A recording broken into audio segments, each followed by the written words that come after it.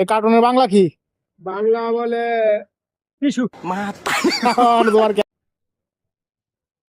বললা কি কইবা কও? কি চা খাইবা না স্যান্ডউইচ খাইবা?